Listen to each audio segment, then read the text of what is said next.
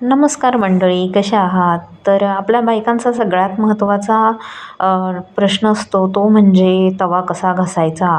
खरं तर हा तवा महिना झाला जास्त घासत नाही, कारण मला हा काळाकुट्ट करायचा होता. कारण तवा हा माझा झिजायला लागला आहे म्हणून. कारण मेस असल्यामुळं जास्त चपाती भाकरी होतात. तर आता म्हटलं जाऊ दे, झिजू दे तवा. आता असंही आपल्याला नवीन घ्यायचाच आहे, तर ह्याला स्वच्छ करूया आणि महिनाभर वापरूया.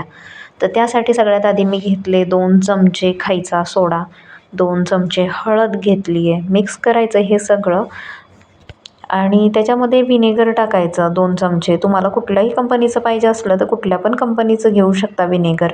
आता तुम्ही म्हणाल इतकं कुटाणं करायची काय गरज आहे? तर साधं ब्लेडनं वगैरे पण तवा स्वच्छ होतो. पण आता इथं तर मी ब्लेड कुठनं आणणार ना?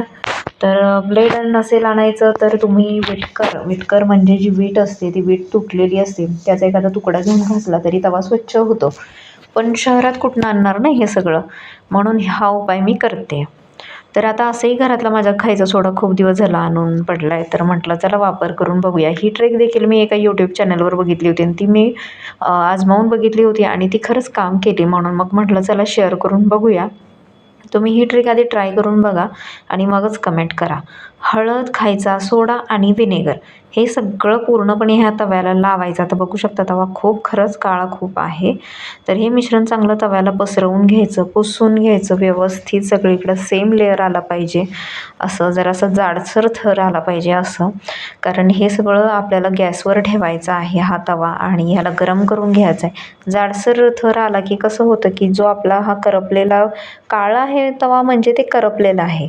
तर ते काळं करपलेलं आहे ना ते आणि हे हळदीचा जो थर लावला आहे तो दोन्ही जळालं पाहिजे आणि ते दोन्ही जळालं की ते पूर्ण तवा स्वच्छ होतो. आणि व्हिनेगर हे तव्याला स्वच्छ करायचं काम करतात. बघू शकता आत्ताच व्हिनेगरनं तव्याला स्वच्छ करायचं काम सुरू केलेलं आहे. बघू शकता व्हिनेगरने तव्याला स्वच्छ करायला घेतलेलं आहे. जसं जसं ते जळायला सुरुवात होते, गरम व्हायला हे मिश्रण सुरुवात होते, तसा तवा स्वच्छ व्हायला लागला आहे. आता इथं बघू शकता, इथं काहीच स्किप करत नाही. तुम्हाला क्लीन होताना दिसत असेल तर हे क्लीन होऊ लागले. कसं काय होतं हे मला पण नाही आत्तापर्यंत कळालं. खरं तर ही ट्रिक देखील मी यूट्यूबवर कुठल्यातरी व्हिडिओला बघितली होती आणि मी ट्राय केली आणि ते खरंच वर्क केली. माझा तवा खूपच काळा झाला होता. हे बघू शकता स्वच्छ करायला घेतलेला आहे आता मी तवा. तर मी थोडंसं ह्याच्यावरती व्हिनेगर टाकलं आणि पुन्हा स्वच्छ करायला घेतला. आता हा तवा जो चमचा असतो आपला खाण्याचा चमचा, छोटासा टीस्पून म्हणतो त्याला आपण जे इंग्लिशमध्ये, तर तो टीस्पूनने मी घासत आहे कारण तो व्यवस्थित धारदार आहे. आणि हे बघू शकता की जळलेलं पूर्णपणे निघतं आहे त्याच्यावरून. आता लाल लाल तुम्हाला दिसत असेल कारण व्हिनेगर आणि हळदीचं मिश्रण एकत्र झाल्यामुळे ही लाल लाल दिसते हळद तुम्हाला. तर ही काय लाल दुसरा कुठला पदार्थ नाही, ती हळदच लाल झालेली आहे व्हिनेगरमुळं आणि खायच्या सोड्यामुळं. तर चांगलं व्यवस्थित घासून घेतलेला आहे हा तवा व्यवस्थित. तुमच्याकडे तारेची घासणी असेल तर घासू शकता तारेच्या घासणीनं. तारेची घासणी माझ्याकडे नव्हती म्हणून मी अशा चमच्याच्या साह्यानं स्वच्छ केलं, म्हणून तुम्हाला वरखडे मारल्यासारखे दिसू लागलेत. तर खरं तर अर्धी कमाल चमच्यानी पण केली असू शकते की चमच्यानी जास्त जे कडक राहिलं होतं, निघलं नव्हतं ते निघलं. बघू शकता मी तवा बदललेला नाही आहे. मी मागच्या बाजूने तुम्हाला पहिल्यांदा जसा तवा दाखवला होता काळा आणि तेलकट, तो जसाच्या तसा तो तसाच ठेवलेला आहे.